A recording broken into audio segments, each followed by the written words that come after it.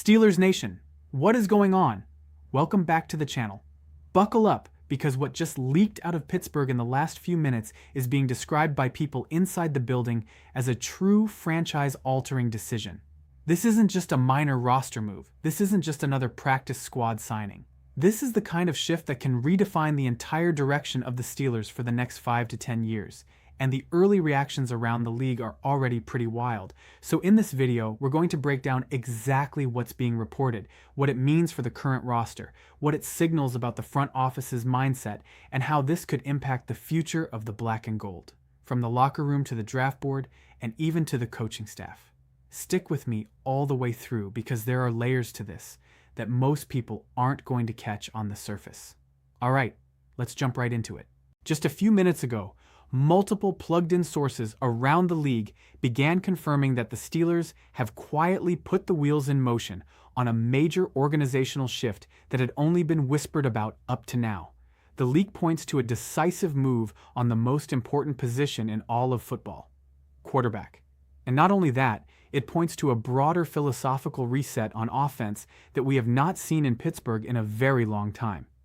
For a franchise that has prided itself on continuity, patience, and a Steelers way that almost never panics, this is a very un-Steelers-like moment, and that's why everyone's paying attention. According to what's being leaked, the Steelers have internally made the decision that the current approach at quarterback is not going to take them where they want to go, and they are prepared to be aggressive in a way that fans have been begging for, but never actually expected to see. We're talking about an ownership-blessed mandate. Fix the quarterback position, reshape the offense around it, and stop hoping that things will just settle in with time. The days of waiting and seeing, of hoping development magically happens without serious competition, appear to be over. The leak specifically mentions that key decision makers met privately in the last 24 to 48 hours, went over internal evaluations, advanced analytics, and future contract projections, and agreed that staying the course would be a mistake. What does that mean in practical terms? It means this: they have decided they are going to either bring in a serious, established quarterback or position themselves in the upcoming draft to go and get the guy, even if it requires moves that historically the franchise has been reluctant to make, like trading up aggressively or shipping out draft capital. The language coming out of this leak is strong. Words like all in, no more half measures, and immediate upgrade are being used. That does not sound like a team content to just run it back and hope for better health or better play calling. That sounds like a front office that looked at the AFC landscape, Mahomes, Allen, Burrow, Lamar, Herbert, Stroud, and all these elite young arms, and decided that trying to win margins with a middle-of-the-pack offense was not sustainable. Now, let's slow down and unpack the layers here, because this affects way more than just who takes snaps under center on week 1. First, this has major implications for how the team views its recent offensive struggles.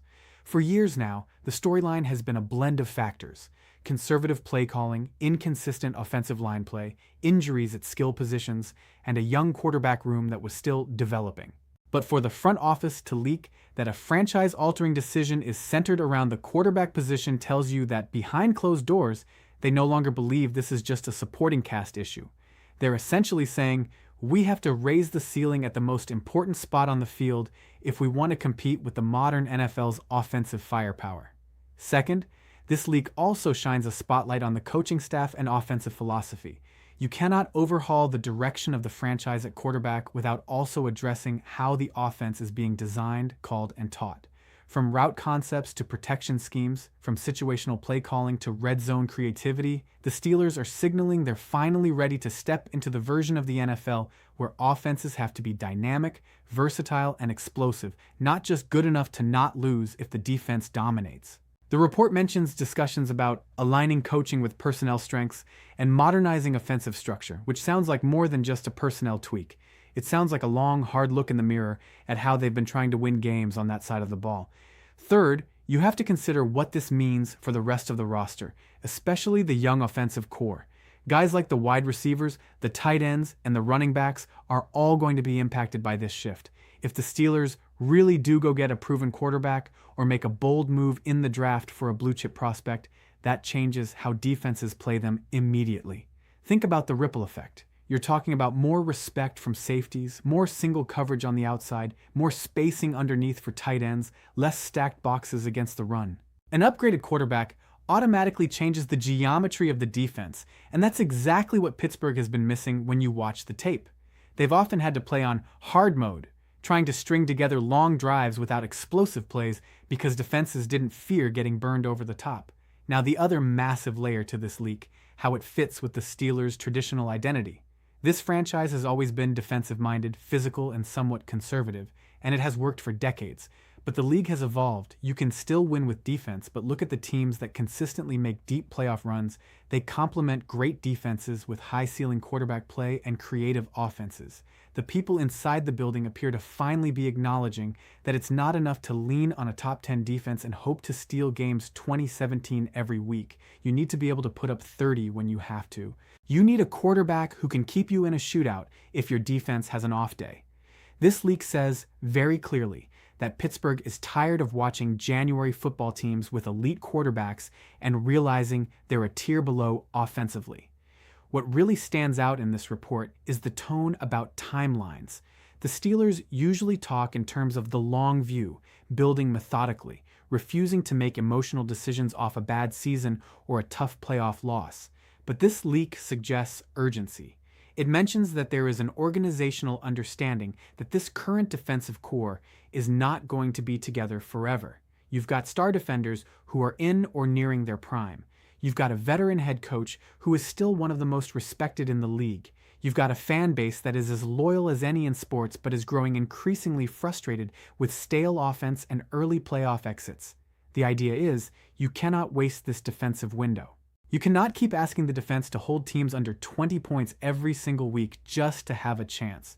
So the decision is not just about the next decade, it's about making sure the next 2 to 3 years are maximized. Another key part of this franchise-altering angle is cap strategy and asset allocation. The leak notes that Pittsburgh has done deep internal modeling on what it means to invest heavily at quarterback, whether through a veteran's contract or by capitalizing on a rookie deal. If they make a move for an established star or high-level veteran, that means restructuring contracts, potentially moving on from solid players at other positions, and fully embracing a stars and role players model on offense. If they decide to go all in on a rookie, that means using that cheap quarterback window to aggressively surround him with pass catchers and protection, maybe even making trades to secure the right tackle, the elite receiver, or the dynamic tight end they think completes the puzzle. Either way, the Steelers are signaling that they're ready to devote serious resources to quarterback in a way they haven't since the peak years of their last true franchise guy. Let's also talk about the emotional and cultural side of this. A decision like this is not just X's and O's. Inside a locker room, when leadership sends a message like, "We are going to do whatever it takes to upgrade at the most important position," players hear that as a statement of intent. It tells the veterans who have been grinding that the organization is not content with good enough. It tells the younger guys that there are no guaranteed spots just because you were drafted high or you've been in the system. It can be a wake-up call. The leak even referenced that some leaders in the room were consulted informally about the general direction, not the specific names, but the idea of being more aggressive, and the feedback was reportedly positive. Players want to win now. They watch the same games we do. They know when the offense is holding the team back. But what about the downside? The risk, the part that makes this franchise-altering, not just in a positive sense, but potentially in a volatile one? Anytime you change course this dramatically at quarterback, you are tying the future of your front office and coaching staff to that move. If they swing big and miss, if they trade assets for the wrong guy or draft the wrong prospect, it can set the team back years. So the Steelers are stepping into a higher risk, higher reward universe than they're used to. The leak makes it clear, though, they've accepted that standing still is its own kind of risk.